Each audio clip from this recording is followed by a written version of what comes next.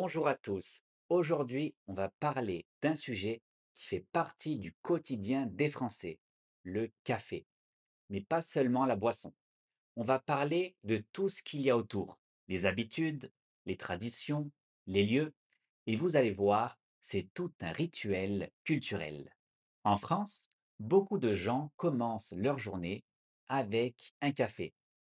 À la maison, c'est souvent un café filtre ou un expresso avec un peu de lait, ou même un café au lait dans un grand bol.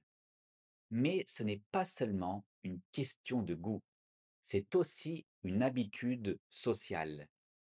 Le café aide à se réveiller, à se concentrer, enfin, c'est ce qu'on dit, mais il est surtout associé à un moment de pause. En France, on va très souvent prendre un café, au bistrot ou dans un café de quartier.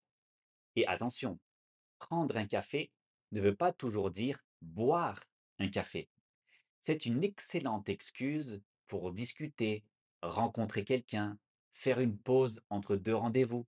Dans un bistrot parisien, on s'assoit souvent en terrasse, on observe les passants.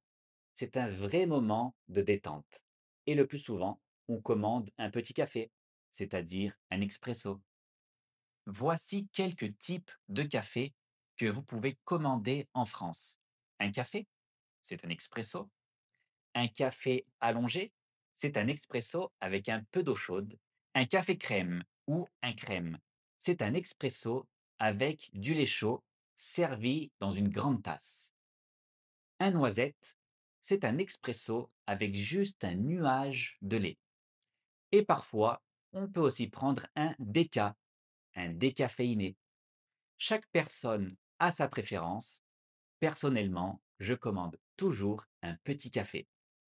Le café en France, c'est aussi une façon de marquer une pause dans la journée.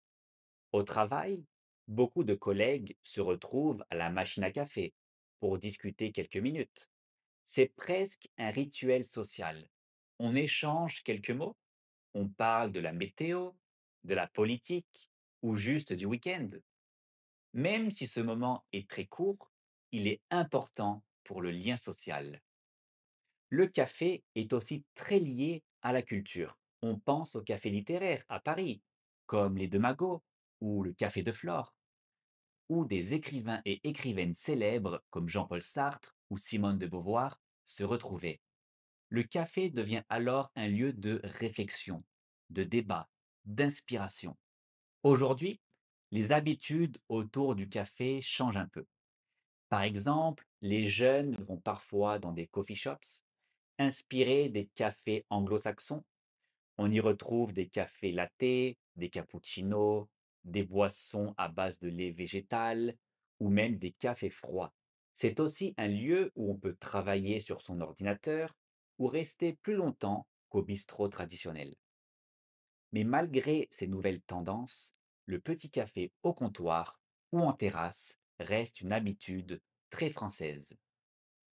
À la maison aussi, les Français boivent beaucoup de café.